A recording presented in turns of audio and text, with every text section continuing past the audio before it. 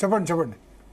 ప్రతి ఒక్క విషయం ఏంటంటే ఏదేమైనా డిసెంబరు 25 డిసెంబర్ లోపే ఈ 48 సంవత్సరాల తీవ్రవాద ఉద్యమాన్ని సక్సెస్ఫుల్ గా విజయవంతంగా ఆపగలిగిన వాతావరణాన్ని తీసుకురావడంలో అమిత్ షా గారికి మాత్రము ఈ దేశ ప్రజలు అభినందన చెప్పుకున్నారు. నేను కూడా ఈ పత్రికా ముఖంగా అమిత్ షా గారికి నేను అభినందన తెలియజేస్తున్నా.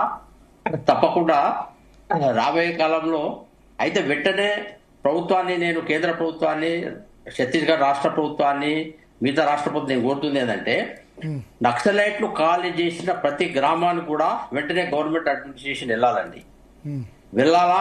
మన తెలంగాణలో నక్సలిజం తగ్గిపోయినప్పుడు పోలీసులు గ్రామ గ్రామాన్ని పోయిన తెలంగాణ పోలీసులు ప్రజలతో కూర్చున్నారు, వాళ్ళ సాధక బాధకాలు విన్నారు, దాని సమస్యల పరిష్కారం కోసం డెవలప్మెంటల్ యాక్టివిటీస్ కానీ లేకుంటే interaction between people and government machinery, ఇది చాలా సక్సెస్ఫుల్ గా తెలంగాణలో జరిగింది.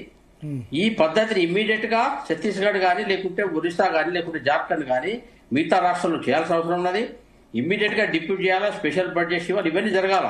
దీని విషయంలో ఇమ్మీడియట్ గా అన్ని రకాల మేము కూడా మీరు చెప్పాల్సిన ఛత్తీస్గఢ్ లో మా ప్లాట్ఫామ్ చెప్పాల్సిన వాళ్ళకి మేము చెప్పినాం, తెలంగాణ అనుభవాలు ఏంది, ఛత్తీస్గఢ్ అనుభవాలు మేము చెప్పాల్సిన వాళ్ళు చెప్పినాం. అయితే మిగతా వాళ్ళందరూ సోకాల్డ్ పెద్దవాళ్ళు ఎవరైతే ఉన్నారో ఇది ఎవరు మాట్లాడతలేరు. వందలాది గ్రామాలకు ఇప్పుడు గవర్నమెంట్ మిషనరీ వెళ్ళాలా? పోలీసు వాళ్ళకు ఫ్రీగా మాట్లాడే అలవాటు ఉందా? అడ్మినిస్ట్రేషన్ మాట్లాడే అలవాటు ఉందా? ఎంఆర్ఓలకు డెవలప్మెంట్ యాక్షన్ మాట్లాడేది ఉందా? అసలు వాడు అంత దూరం నడిచిపోతాడా గవర్నమెంట్ మిషనరీ అనేది? ఎట్లా? ఇప్పుడు ఎటుగాని పరిస్థితి కాకూడదు. ఇప్పుడు వాళ్ళు ఖాళీ చేసినప్పుడు గవర్నమెంట్ ఇమ్మీడియట్ గా అక్కడ పోవాలా. దీని విషయంలో అందరూ మాట్లాడాల్సిన అవసరం ఉన్నది. మేము కమ్యూనికేట్ చేసినాం, ఛత్తీస్గఢ్ సంబంధించిన మా పార్టీ లైన్లో కానీ సంఘ పరివార లైన్ కానీ మేము కమ్యూనికేట్ చేసినాం. దీని విషయంలో దృష్టి పెట్టాలని నేను కేంద్ర ప్రభుత్వాన్ని కూడా కోరుతున్నా. ఈ ప్రయత్నంలో అందరూ కూడా ఈ విషయంలో మాట్లాడి ట్రైబల్స్ కు జస్టిస్ చేయాలి. ఓకే, సంగప్ప గారు మీరు చెప్తున్నారు మధ్యలో మాట్లాడదాం. ఒకటి నేనేమంటున్నా అంటే ఆల్రెడీ ఇప్పుడు ఇంతకుముందు మీతో మాట్లాడుతుంటే కింద మెసేజ్ వస్తుంది, ఒక పర్సన్ పేరు చెప్పాను నేను. ఆయన ఏమంటే హిడ్మా చాలా మొండోడు, ఆయన నేచర్ పరంగా లొంగిపోయే రకం కాదు. అది అబద్ధం కావచ్చు, నిజం కావచ్చు. నేను ఇంతకు అన్నలాగా నేను డైరెక్ట్ గా అది నిజమే అంటలేను, అది ఏదైనా కావచ్చు. ఆయన లొంగిపోయే రకం కాదు, ఆయన నేచర్ అది కాదని ఎవరో మెసేజ్ వ్యక్తి. సరే, ఏదేమైనప్పటికీ ఆయన లొంగిపోవాలని ప్రభుత్వం కోరుకుంది. ఇంతకుముందు చర్చల్లో కూడా పదే పదే బీజేపీ వచ్చింది, బీజేపీ చంపేస్తుందని. ఒకటి సార్, భారతీయ జనతా పార్టీకి నేషన్ ఫస్ట్, బరోబర్ దేశానికి వ్యతిరేకంగా పోయేటోళ్ళే. జంపన్న గారు మీరు కెమెరా ఆఫ్ చేసుకోండి, కెమెరా ఆఫ్ చేసుకోండి. పర్వాలేదు, జంపన్న ఉండాలి చర్చలు. జంపన్న ఉంటే డిబేట్ లో ఉంటున్నారు కదా. భరత్, నీ చర్చ 9 దాటిపోతుంది, మరి ఆగలి కదా, ఆగలి కదా, 9 దాటిపోతుంది. లేదు అనుకోకుండా జాయిన్ అయినా పర్వాలేదు కూర్చోండి. అయితే భరత్ 2-3 విషయాలు చెప్తాను, ముగిస్తాను తర్వాత. అయితే భారతీయ జనతా పార్టీకి నేషన్ ఫస్ట్, భారతీయ జనతా పార్టీకి దేశమే ఫస్ట్. బరోబర్ దేశం కోసం, దేశాన్ని ఎదిరించిన వాళ్ళని, దేశాన్ని విచ్ఛిన్నం చేసే వాళ్ళని, దేశాన్ని ముక్కలు చేస్తామనే వాళ్ళకి ఎవరిని కూడా ఉపేక్షించదు. అది పాకిస్తాన్ ప్రేరేపిత ఇస్లామిక్ తీవ్రవాదమైనా లేకపోతే అంతర్గతంగా ఉన్నటువంటి ఉగ్రవాద సంస్థలైనా కూడా ఇందులో ఎప్పుడు. అయితే లోపల ఉన్న వాళ్ళకు ఒక అవకాశం ఏమి ఇస్తున్నారంటే మీరు లొంగిపోండి, మీరు ఆయుధాలు అప్పగించండి. మీరు ఆయుధాలు అప్పగించి జనజీవన మంత్రి కలవాలని కోరుతున్నారు కదా, చెప్తున్నారు కదా.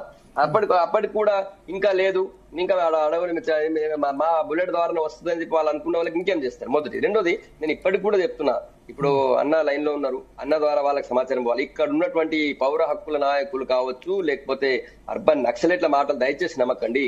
వాళ్ళందరూ కూడా పదవులు అనుభవిస్తూ వాళ్ళ నుంచి ఇంకా ఎట్లా చాలా రకాలుగా, రిపోర్టర్ గా ఉన్నప్పుడు చాలా విషయాలు మాకు కూడా తెలుస్తుండే కదా, వాళ్ళ నుంచి నక్సలైట్ వీళ్ళకి ఎట్లాంటి సహకారం అంతాయి అనేటువంటి విషయం పైన కూడా ఉంది. కాబట్టి సో అట్లాంటి లబ్ధి పొందడం కోసం మాత్రమే అర్బన్ నక్సలైట్ వారిని రెచ్చగొడుతున్నారు. అర్బన్ నక్సలైట్ అందరు కూడా హ్యాపీగా ఉన్నారు. వాళ్ళ పిల్లలందరూ కూడా అమెరికాలో చదువుతున్నారు సార్, అమెరికాలో ఉద్యోగాలు చేస్తున్నారు సార్. వాళ్ళందరూ కూడా వాళ్ళ మాటలు నమ్మి వీళ్ళెందుకు ఆయుధాలు వదలొద్దు, భయపడి వీళ్ళేదో ఎవడమంటాడని చెప్పి వీళ్ళు మాట్లాడడానికి కూడా ఉండాలి కదా. ఎంత ఆవేశంగా మాట్లాడడం కూడా అదే కారణం. కొంతమంది అర్బన్ నక్సలైట్స్ కావాలని వాళ్ళని రెచ్చగొట్టి వాళ్ళని ఎవరైనా లొంగిపోయే వాళ్ళని కూడా డిమోటివేట్ చేస్తున్నారు వాళ్ళని. కాబట్టి అట్లాంటి వాళ్ళ మాటలు నమ్మకుండా దయచేసి ఇంతకుముందు home minister, central home MOs Sanjay అన్న కూడా చెప్పారు, మీరందరూ లొంగిపోండి అని చెప్పారు ఆయన. అయితే లొంగిపోయే దగ్గర ఏదైనా ఇష్యూస్ ఉంటే, మీరు ఇంతకుముందు అన్న కూడా చెప్పారు, లొంగిపోయే దగ్గర ఏదైనా మిస్కమ్యూనికేట్ కావచ్చు. అట్లాంటి వాటికి ఉంటే కూడా సెంట్రల్ గవర్నమెంట్ ఉంది, అన్ని ఆయా రాష్ట్రాల గవర్నమెంట్స్ కూడా చాలా వరకు రెడీగా ఉన్నాయి. అది ఏదైనా ఒక వే అవుట్ చేసుకుంటూ వస్తే బెటర్. ఛత్తీస్గఢ్ వాళ్ళే కదా అంత పెద్ద నక్సల్ సమూహాన్ని ఒకటేసారి సరెండర్ చేసుకున్నది, మహారాష్ట్ర వాళ్ళే కదా చేసింది. పాప మహారాష్ట్రలో ఒక ఎదురుగా ఒక వ్యక్తి కనిపిస్తే స్మైల్ చేయకపోతే ఏం చేస్తారు భరత్? ఆయన పండు కొరకాలనా పటపట? నేను అడవిలో నుంచి వచ్చినా, నువ్వు ప్రజారాజు దీంట్లో ఉన్నావు, ప్రజల్లో ఉన్నావు అని పటపట పండు కొరకాలనా? దాని మీద ఎంత ట్రోల్ చేసేది పాపం అంత పెద్ద మనిషిని. అన్ని రోజులు ఆయన ఉద్యమంలో ఉండే జీవితాన్ని ధారపోసి వస్తే ఆయన అంత ట్రోల్ చేయడం ఎంత అన్యాయం చెప్పు. వీళ్ళే కదా ట్రోల్ చేసింది, ఎవరు? ఈ అర్బన్ నక్సలైట్సే కదా. ఈ అర్బన్ నక్సలైట్ భావజాలం ఉన్నోదే కదా. నేనేమంటున్నా, ఇప్పుడు కేంద్ర ప్రభుత్వం ఒక రిక్వెస్ట్ చేస్తాను సార్. ఇంతకుముందు శేఖర్జీ చాలా మంచి విషయాలు చెప్పారు. నేను ఇంకొకటి రిక్వెస్ట్ చేస్తా కేంద్ర ప్రభుత్వానికి, ఎవరెవరైతే ఈ అర్బన్ నక్సలైట్స్ మొత్తం భారత సమాజ విచ్ఛిన్నం కోసం ప్రయత్నం చేస్తున్నారు వాళ్ళందరిపైన కూడా కేసులు పెట్టాలా.